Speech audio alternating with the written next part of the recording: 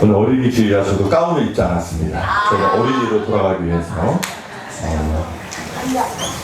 여러분, 우리 지금 아이들이 함께 하나님 앞에 찬양을 올려드렸는데, 우리 준비 찬양 때 나는 예배자인데 찬양 하나님 앞에 드렸잖아요. 우리 어린 아이들도 하나님 앞에 예배자인 줄 믿습니다. 우리가 왜 이렇게 주일날 따로 해도 되는데 이렇게 굳이 함께 하냐. 우리가 이렇게 아이들 찬양한 것을 보기만 해도 기쁘기도 하지만 사실은 이것은 아이들을 위한 것입니다. 왜냐하면 이 아이들이요, 여기서 이렇게 함께 예배한 것을 다 기억할 겁니다. 기억할 거고요. 아이들이 이렇게 예배하는구나 하는 것을 물론 우리 말씀으로 또 우리 부모님이 우리 선생님들이 말로 가르칠 수 있지만 아이들이 여기에 함께 하면서 뭘 배우냐면 예배하는 것을 보면서 배우는 거예요. 어른들은 이렇게 여기서 예배하는구나. 예배의 분위기를 보는 거고요. 또 어른들이 예배하는 모습을 보면서 배우는 거예요. 네. 아이들은 말로 가르치는 것보다 듣고 보고 이렇게 듣는 모습 이렇게 배우니까 우리 아이들이 또 우리 어른들과 함께 정말 예배자로 서기 위해서 다음 세대가 서기 위해서 이렇게 함께 예배할 때 여러분 이렇게 또 기뻐해 주시고 또 기도해 주시기를 축원합니다. 특별히 너무 감사한 것은 어른들도 나와서 대표 기도시키고 앞에서 성경 묵독하려면 떨리잖아요. 저도 보이시죠? 저도 떨고 있습니다.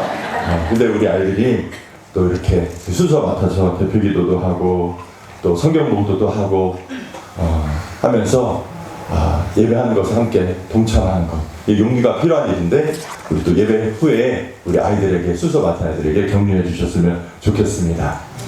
은혜야 잘했어? 우리 박수 해주세요. 우리 오늘에게도 너무 잘했어요. 오늘 어린이 주일인데 특별히 여러분 이렇게 보니까 봄이 되니까 여러분 패션이 좀 이렇게 밝아지는 것 같습니다. 봄에 맞춰서. 근데 이걸 보면서 이렇게 그냥 보는 사람이 있고 칭찬해주는 사람이 있어요. 어떤 권사님이 오늘 화려하게 봄에 맞춰서 이쁜 옷을 딱 입고 오신 거예요. 그러면 너무 이쁘시다고 잘 어울리신다고 10년은 젊어 보이세요. 이렇게 칭찬하는 사람이 있고요. 어떤 사람은 아유 권사님 옷 이쁘다. 딸 거 입고 왔어? 이렇게 하는 사람이 있습니다. 여러분 그러지 마시고 제발. 그러면 이제 기분이 잡치는 겁니다. 예배가 보고 예배가 안 돼요. 그 다음부터 그 사람 나의 적이 되버립니다. 그래서 오늘 인사하실 때 옆 분에게 뭐라고 인사하시냐면 오늘도 젊어 보이십니다. 우리 잠깐 인사하시겠습니다. 옆에 분에게 오늘도 젊어 보이십니다.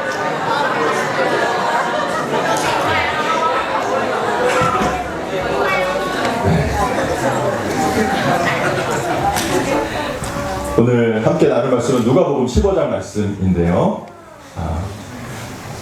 아버지의 사랑의 비유의 말씀입니다. 네, 오늘 이 말씀을 위해서 우리 아이들을 위해서 먼저 우리 준비된 동영상 우리 아이들을 위해서 함께 먼저 보도록 하겠습니다. 우리 4번 정도 되는 동영상 우리 먼저 볼게요. 성경 이야기 탕자의 비유. 이 사람의 이름은 예수예요. 안녕. 예수님은 하나님의 아들이고 이 세상의 구원자예요. 예수님은 사람들에게 하나님의 놀라운 사랑을 알려주고 아픈 사람들도 고쳐주셨어요. 그것뿐만 아니라 폭풍을 잠잠하게도 하셨어요. 잠잠하라. 죽은 사람도 살리시는 분이셨어요. 오늘날 예수님께서는 사람들에게 사랑에 대해 가르치고 계셨어요. 그곳엔 많은 세리와 죄인들도 함께 듣고 있었어요. 그래서 바리새인과 종교학자들은 이 모습을 싫어했어요. 아니 왜 이런 죄인들이랑 같이 어울리는 거야? 예수님은 그들이 불평하자 여러 이야기로 가르침을 주셨어요. 한 아버지에게 2명의 아들이 있었어요. 막내 아들이 말했어요. 아버지, 제게 물려줄 재산을 미리 좀 받았으면 좋겠어요. 그래. 아버지는 막내 아들에게 재산의 일부를 나누어 주었어요. 예! 아들은 짐을 싸와서는 이렇게 말했어요. 아버지, 저는 이제 독립합니다. 막내 아들은 세상에 나가 방탕하게 돈을 낭비하며 자기 마음대로 살았어요. 하지만 얼마 지나지 않아 물려받은 돈을 모두 탕진했어요. 그 많았던 친구들도 돈이 없어지자 하나둘 떠나가 버렸어요. 망했다. 그는 배가 고파져 알바를 구해 일을 시작했어요. 그 알바는 돼지를 키우는 일이었어요. 땡큐. 그는 점점 배가 고파져 돼지가 먹는 쥐염 열매를 먹고 싶어지기까지 했어요. 아직 월급 받을 날이 많이 남았기 때문에 배고픔을 참을 수 없었어요. 아버지랑 같이 있었다면 이렇게 거지가 되지도 않고 이렇게 힘들지도 않았을 텐데. 아버지께 돌아가 일꾼으로 써달라고 해볼까? 고향으로 돌아가 자신의 집 앞에 거의 다다랐을 때 아들의 아버지가 매일 막내 아들을 기다리고 있었어요. 아버지는 아들이 보이자 뛰쳐나가 아들을 안고 아들, 내 아들. 입 맞추며 크게 기뻐했어요. 저는 아버지께 죄를 지은 놈입니다. 이제 아들로 보시지 마시고 종으로라도 좀 써주세요. 아버지는 종을 불러서 제일 좋은 옷과 갑오 반지와 새 신발을 가져오거라. 내 아들이 죽었다 다시 살아났으며 내가 잃었다가 다시 얻었다. 그리고 살찐 송아지를 잡고 잔치를 열자. 예. 그때 밭에서 일하던 첫째 아들이 집에 돌아왔어요.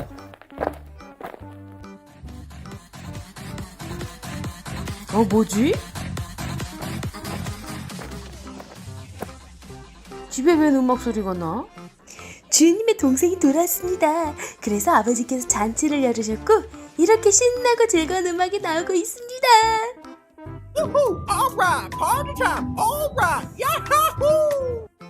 첫째 아들은 화가 나 집에 들어가지 않았어요. 그것을 본 아버지가 나와서 오, 아들! 첫째 아들을 불렀어요. 저는 지금까지 속 한 번 썩이지 않고 열심히 일하지 않았습니까? 저와 제 친구들에게는 이런 잔치를 한 번도 열어주지 않았잖아요. 그런데 아버지의 돈을 놀고 먹는데 다 날리고 나타난 저 막내에게는 이렇게 큰 잔치를 베풀어 주시다니요. 아들아, 내가 모르는 것이 있다. 너는 늘 나와 함께 있으니 내 것이 다 너의 것이다. 그러나 지금은 흥겨운 때이고 마땅히 기뻐할 때이다. 너의 동생이 죽었다 다시 살아났고 잃었다가 다시 찾았다. 우리 그것에 집중하고 함께 축하하자꾸나.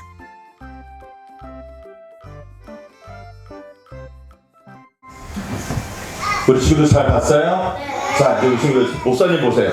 자, 우리 친구들 이렇게 집에 있을 때 엄마한테 잘못한 적 있어요? 있어요? 있죠? 기성아 어디 있어? 우리 그 기성이 눈을 가렸어요. 기성아, 목사님 봐봐. 잘못할 때 있어? 있어? 없어요? 이따 회개해야 되겠다 너. 남아라. 안주기도 좀 받아야 돼. 그죠? 잘못할 때 있죠? 그런데 내가 잘못했다고 밖에서 엄마 저 오늘 잘못했으니까 집에 안 들어갈래요 한 적 있어 없어? 그렇죠? 잘못해도 어떻게 해요? 집에 가요 안 가요? 그렇죠. 우리 친구들 잘못해도요 집에는 들어가야 돼. 알았죠? 왜? 거기에는 나를 가끔 혼내주시고 꾸중하시는 엄마가 계시지만 엄마는 날 사랑하세요 안 사랑하세요? 아니야 가끔? 아니야? 사랑하죠? 그쵸? 그치 엄마가 우리를 사랑하는 것처럼 자 우리 친구들 목사님 보세요. 목사님 따라야 돼. 하나님은 다시 하나님은 나를 사랑하세요. 아멘. 네. 하나님은 우리가 잘못해도요, 우리 친구들을 사랑하신대요. 그래서 언제나 우리 친구들을 하나님께 나아가면 하나님 우리 친구들을 기다려 주신대요. 그래서 엄마가 아빠가 나를 사랑하는 것처럼 하나님이 나를 사랑하신다는 거 꼭 기억하시길 바랍니다. 네. 오늘 말씀은 예수님의 비유이죠. 하나님 아버지의 마음을 알 수 있는 유명한 비유 중에 하나입니다. 복음을 가장 잘 설명할 수 있는 비유 중에 하나인데, 비유는 그 비유의 뜻을 잘 살펴봐야 됩니다. 이 이야기에서 여러분 보세요. 집 나간 아들이 누구예요? 이 이야기 속에서 이제 막내 아들, 둘째 아들이죠. 우리가 죄인이라고 하고 이렇게 여기는데, 이건 누구냐면 여기 함께 따라하시기 바랍니다. 바로 나. 네, 바로 나예요. 바로 나.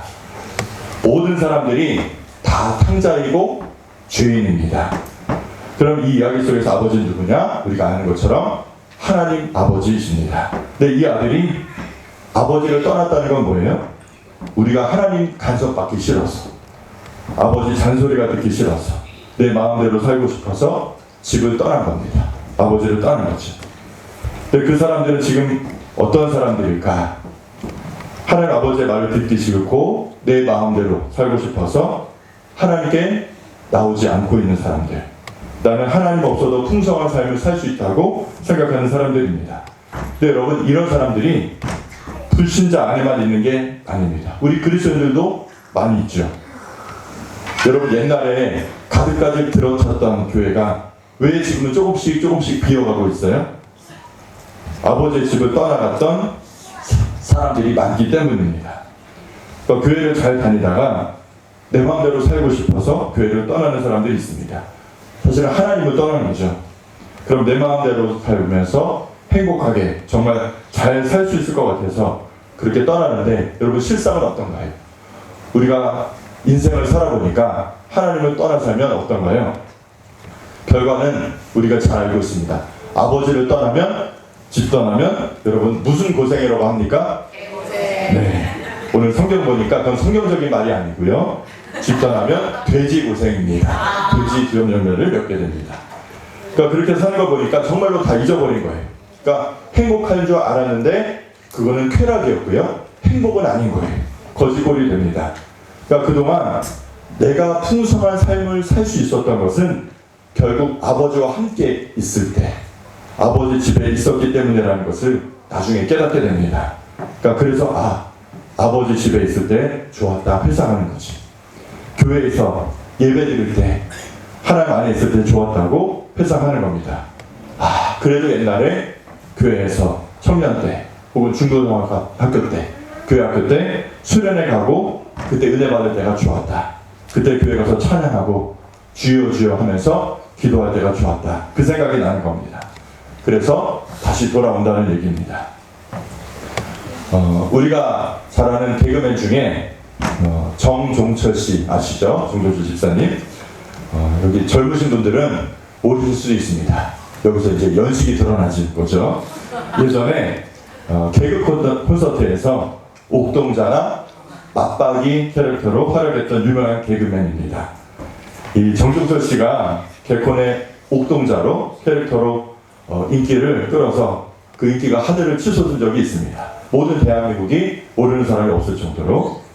옥동자가 얼마나 그 인기가 있는 캐릭터였으면 옥동자 아이스크림까지 나왔습니다.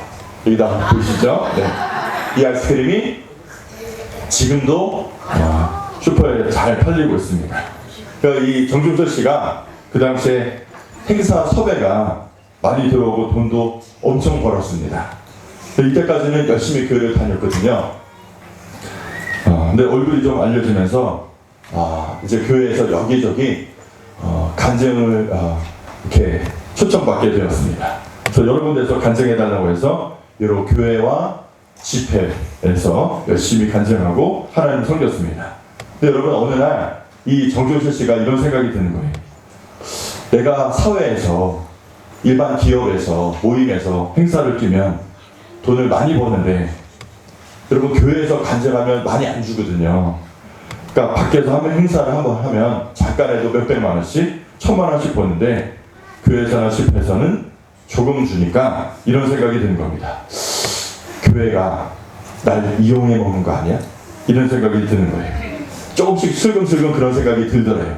그래서 신앙이 있을 때는, 믿음이 있을 때는요, 내가 하나님께 쓰임 받는 것만 해도 감사하고 너무나 기뻤는데 이게 교만한 생각이 드니까, 물질이 보이니까 교회에 대한 거부감이 딱 드는 거예요. 그래서 교회가 날 이용해 먹는 거 아니야? 이런 생각까지 하게 되었습니다.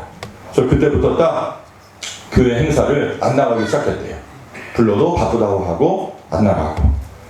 그리고 얼마 지나지 않아서 어디도 안 나가기 시작했냐면 교회에도 안 나가기 시작한 거예요. 왜요? 교회 일요일날이라고 하죠. 주일날에도 어마어마한 행사가 너무너무 많이 들어오는 거예요. 그래서 한 번씩 빼먹다 보니까 매주 그렇게 행사에 나가면서 교회를 점점점 멀리하기 시작했습니다. 그래서 몇 년이 지나면 3년이 지난 거예요. 그리고 이제 그때부터는 주일이고 토요일이고 계속 행사만 다니는 겁니다. 돈이 엄청나게 많이 들어오는데 갑자기 몇 달 후에 어느 순간부터 행사가 하나 둘씩 끊어지더래요. 잘 나가던 개콘도 끊기고요. 백수가 되어갑니다. 그러니까 돈은 있는데, 아직은 먹고 살 돈은 있는데 뭐가 없어지냐면 삶의 즐거움이 없어지고 내 가치가 없어졌나 우울해지고 마음이 불안해졌습니다. 그래서 우울증에 걸린 거예요. 근데 이제 그것을 곁에서 힘들게 보고 있던 여자친구가, 지금은 와이프죠. 그때 그러더래. 여자친구가 교회를 다닌 자매도 아니었는데, 오빠 왜 이렇게 오빠가 힘든 줄 알아? 오빠가 그렇게 잘 나가던 교회를 안 나가서 그래. 그러는 거예요. 이 여자친구 그 당시에 불교였거든요. 근데 이제 그 얘기를 하는 겁니다. 그러니까 정종철 씨가 그 소리를 듣고 화가 나서 그랬다는 거예요. 너는 네가 잘 다니는 절이나 다녀. 이렇게 소리를 질렀다는 거예요. 그리고 나서 며칠 있다가 이 여자친구가 도저히 안 되겠는지 그 정종철 씨 동생을 불러가지고 동생하고 같이 억지로 어디로 끌고 가냐면 가까운 교회를 끌고 갔대요. 모르는 교회. 그 교회 주차장에 주차를 하고 이제 겨우겨우 설득해서 교회 문을 열고 들어가야 되는데, 정종철 씨의 말에 의하면 다리가 후들거리더래요. 안 그렇겠지만. 그래서 억지로 끌려가서 뒤에 딱 앉았는데 앞에 십자가가 있잖아요. 십자가를 딱 보는 순간에 그 십자가가 갑자기 나한테 확 오는 느낌을 받았더랍니다. 그래서 앉아서 그 자리에서 갑자기 눈물이 터지더래요. 그래서 통곡하기 시작했습니다. 그래서 막 눈물이 나니까 주체할 수가 없어서 막 잘못했다고 울면서 회개가 터져 나왔다고 해요. 근데 그날 끌려간 교회가 나중에 보니까 명성교회였던 거예요. 네. 명성교회가 얼마나 커요. 거기 수천 명이 왔다 갔다 하는 그 교회에서 창피하게 예배 처음부터 그냥 끝까지 한 시간 내내 울면서 회개만 하다가 집으로 돌아왔습니다. 그러니까 사실 하나님 보시기에는 탕자가 돌아온 거지요. 근데 그날 집에 갔는데 마음이 한결 편안해지더래요. 그래서 그날 밤에 잠을 자는데 꿈에 이런 소리가 들렸습니다. 하나님 말씀하신 거예요. 왜 이제 왔느냐? 내가 널 기다렸다. 이제 내가 하고 싶은 것들을 하거라. 이런 말씀을 들었대요. 그래서 그 소리를 듣고 깼는데 또 눈물이 막 쏟아지더래요. 그래서 침대에 다시 엎드려서 울면서 회개했습니다. 그리고 그렇게 회개한 뒤부터, 그 다음 주부터 정말로 믿을 수 없을 정도로 일이 하나씩 틀리는 거예요. 다시 프로그램에 섭외가 들어오기 시작하고, 또 다시 개콘에 이렇게 회의에 참여해서 어떤 새로운 프로그램을 올릴 수 있는 기회가 생기고, 끊어졌던 방송국에서 연락이 오고, 하나님께서 그렇게 조금씩 풀어주기 시작했다는 거예요. 그래서 그때 나온 캐릭터가 바로 그 유명한 맞박이 캐릭터입니다. 그게 그냥 나온 게 아니에요. 궁금하신 분들은 CTS 간증을 찾아보시면 들을 수 있습니다. 본인이 그래서 돌아온 탕자였다는 간증을 했습니다.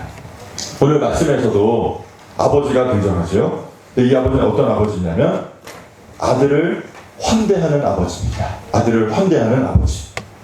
여러분, 이 돌아온 아들이 금의 환영한 아들이 아니에요. 그런 아들이 아닙니다. 돈 벌어서 출세한 아들이 아닙니다.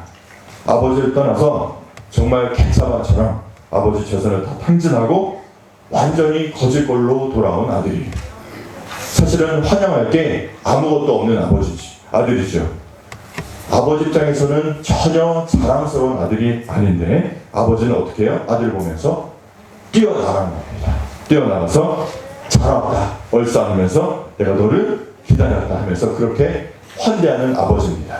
그래서 새 옷을 갈아입히고 목욕을 시키고 금 가락지를 끼우고 새 신을 신기고 비싼 소를 잡아서 잔치를 합니다. 근데 아들은 이것을 전혀 기대하지 못했어요. 아버지가 그럴 줄 몰랐습니다. 자기는 그냥 그저 종으로만 받아줘도 좋겠다. 그냥 집에 있게만 해주십시오. 그런 마음으로 왔는데 아버지 말은 다른 거예요. 예수가 완전히 귀엽고 자기를 막 환영해 주는 거예요. 어쩔 줄 몰라 할 정도로. 여러분, 예수님께서 이 비유를 말씀하시면서 알려주시는 게 이거예요. 아버지 마음이 이것이다. 아버지 마음이 이것이다. 우리가 어떻게 인생을 어제까지 살아왔던 어떤 죄를 졌던 일단 돌아오면 하나님은 과거를 묻지 않으세요. 너 왜 이렇게 사느냐고 과거를 묻지 않고요. 따지지도 않고 돌아오기만 하면 품에 안아주시고 받아주시는 아버지 하나님이세요. 그러니까 우리도 여기에 와 앉아 있을 수 있지요. 아들이 그저 돌아왔다는 사실 하나만으로도 기뻐하시는 아버지가 바로 우리 하나님 아버지인 줄 믿습니다. 그리고 돌아온 자에게 풍성한 삶을 허락하시는 아버지입니다. 여러분, 풍성한 삶은 아버지께 있습니다. 오늘 이 이야기는요, 잘 들으셔야 돼요. 아버지의 마음만 말씀하고 있지 않아요. 누구의 이야기를 하냐면 뒷부분에 형의 이야기도 있습니다. 아버지는 환대를 하는데 큰 아들은 환대하는 마음이 생기지를 않는 거예요. 거부합니다. 그러니까 아버지의 마음과 큰 아들의 마음이 지금 달라요. 이 말씀은 누구를 향한 말씀이냐? 바로 우리 교회를 이미 다니고 있는 사람들 얘기하는 거예요. 우리를 가리키는 거예요. 우리도 다 탕자였잖아요. 하나님 밖에서 죄인이었습니다. 그런데 탕자였던 아들이 아버지 집에서 오래 머물다 보니까 옛날에 자기가 하나님 밖에서 살았던 것, 자기가 집 나갔었던 것, 아버지를 멀리 했었던 것, 이것을 다 잊어버리고요. 큰 아들처럼 변해가는 거예요. 이런 사람들에게 로마서 말씀은 이렇게 권면하십니다. 로마서 15장 7절입니다. 로마서 15장 7절 말씀, 우리 한 목소리를 함께 읽어보겠습니다. 시작. 그러므로 그리스도께서 우리를 받아 하나님께 영광을 돌리심과 같이 너희도 서로 받으라. 하나님께서 권면하시는 거예요. 이게 지금 이 로마서가 교회를 안 다니는 사람에게 주시는 말씀입니까? 교회를 다니고 있는 성도에게 주시는 말씀입니까? 교회를 이미 다니고 있는 성도들에게 주시는 말씀이에요. 이때 이미 이런 마음이 있었다는 거예요. 누구예요? 이미 교회를 다니고 있는 사람들에게. 뭐라고 하냐? 너희도 서로 받으라. 여러분, 옆 사람 한번 쳐다보세요. 받을만 하세요? 받을만 하세요? 야, 너는 도저히 내가 마음이 좀 넓지만 너는 안 되겠다. 이런 사람 안 계시죠? 네. 옆에 분에게 얘기해 보세요. 자, 뭐라고 하시냐면, 내가 잘 받아볼게요. 한번 얘기하시기 바랍니다. 내가 잘 받아볼게요. 네. 네. 특히 부부로 오신 분들은 반드시 이 고백을 하시기 바랍니다. 내가 잘 받아볼게요. 네. 여러분, 받는 게 전혀 나랑 상관없는 사람을 오늘 딱 와서 오늘 한번 받아주고 환대하는 걸 할 수 있어요.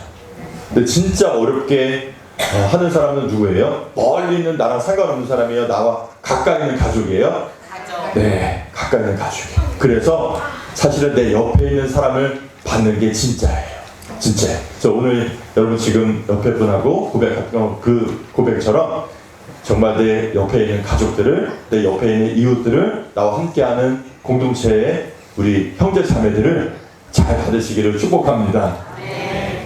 아버지가 환대를 하셨기에 우리도 자녀된 우리도, 우리 교회 공동체도 사람들을 환영할 수 있어야 돼요. 아버지를 닮아가야죠. 우리가 자녀니까. 신천지와 같이 양의 팔을 쓴 이단을 제외하고는 어떤 사람이라도 환대할 수 있어야 됩니다. 그러니까 우리는 성경을 읽으면서 큰 아들에 대한 아쉬움이 생기죠. 이러면 안 되는데. 동생이 좀 마음에 안 들어도 사실 마음에 안 들 수 있죠. 저 아버지 재산을 다 탕진하고 이제 돌아와서 저 좋다고 또 저렇게 웃고 떠들면서 소고기 먹는 모습을 보면은 속이 뒤집어질 수도 있죠. 그런데 그래도 아버지께서 저렇게 환영하고 기뻐하시니까 아버지 때문에, 아버지의 마음 때문에 나도 함께 기뻐하는 겁니다. 그래서 좀 형도 그 아들, 동생을 좀 용서해주고 환영해주면 좋지 않겠나. 이게 우리의 마음입니다. 성경을 읽으면서 그런 마음이 들죠. 근데 여러분, 실제 삶 속에서는 어떠냐 이 말이에요. 성경을 읽을 땐 그런 마음이 드는데 실제 삶 속에서는 내 마음이 어때요? 아버지는 우리의 지난 날을 평가하지 않는데 우리는 자꾸 평가를 해요. 누가 오면. 아버지는 편을 가르치지 않으시는데 우리는 편을 가릅니다. 아버지는 사랑으로 모든 것을 녹이시는데 우리는 냉랭할 때가 있어요. 조금만 기다려요. 오늘 목소리 조금 참고로 오늘 짧게 했어. 이제 5분도 안 남았어. 자꾸 그러면 이제 앞으로 불러낼 거야. 이러면 잘못하면 너 목사님 되는 수가 있어. 만약에 여러분 이 큰형이요 계속해서 이런 태도를 동생에게 보였다면 어떻게 될까요? 계속 동생에게 옆구리 찌르고 눈치 주고 그러면 어떻게 될까요? 동생은 형 때문에 다시 뛰쳐나갈 수도 있어요. 네. 아버지는 날 사랑으로 받아줬는데 형 때문에 내가 못 살겠다. 여러분, 우리 때문에 나갈 수 있어요. 우리 때문에. 전도를 하다 보면 많은 사람들이 교회는 한 번씩 나와봤던 사람들이 많아요. 근데 왜 교회를 왜 나갔다가 다시 안 나와요? 목사님이 설교를 못해서요? 아니에요. 성가대가 찬양을 못해서요? 아니에요. 환대지 받지 못하고 사람들에게 뭔가 상처를 받았기 때문에 나오지 않는 거예요. 그러니까 전도할 때 그들이 거부하는 거죠. 교회가 나를 환대하지 않았기 때문에 나도 교회를 거부하겠다 이런 마음이 드는 사람들이 많아요. 그러니까 여러분 전대 축제를 하건 또 주일날 어떤 영혼들이 들어올 때 교회에서 안에 이미 친한 사람들이 있잖아요. 친한 사람들끼리만 친해지면 안 되고 그 사람들을 환대해야 됩니다. 우리끼리 붙잡았던 손을 그때는 잠시 놓고 어떻게 해요? 그 친구를 끼워줘야 돼요. 끼워줘야 돼요. 남자들이 조금 그런 부분이 약해요. 조금 머쓱하고 말도 많이 못하고 이러죠. 그래도 어떻게 해요? 내가 잡았던 손을 잠시 놓고 내 사이에 친구 사이에 끼워주고 밥도 같이 먹고 인사도 같이 하고 또 한 주간 잘 지내셨냐고 이렇게 대화도 하고 이렇게 할 수 있을 때 그들이 처음에 교회면 얼마나 낯설어서 힘들겠어요. 근데 그런 따뜻한 말 한마디 작은 것이 그 사람들의 마음을 편안하게 해주고 이곳에 정착할 수 있게 도와주는 거예요. 여러분 이거는 애나 어린이나 똑같습니다. 똑같아요. 하나님은요 기억하시길 바래요. 돌아온 영혼을 환대하고 환영하시는 사랑의 마음이라는 것 여러분 기억하시길 바랍니다. 그래서 오늘 말씀에서 이거 하나 가르쳐 주시는 거예요. 환대하거라 그리고 너희들 사이에 껴주거라 이제 형제 자매로 받아주거라 이런 마음이 준비돼야 야 저 교회는 내 마음으로 준비가 되어 있구나 하시면서 계속해서 영혼들을 보내주실 줄 믿습니다. 그래서 우리 이 마음 준비하시길 바랍니다. 아버지의 마음을 품으시기를 축원합니다. 하나님께서 우리를 이미 받아주신 것처럼 우리도 서로를 받아들이고 환대해서 하나님께서 보내주시는 모든 영혼들을 하나님 품으로 인도하는 우리 모두가 되기를 간절히 축원합니다. 기도하겠습니다.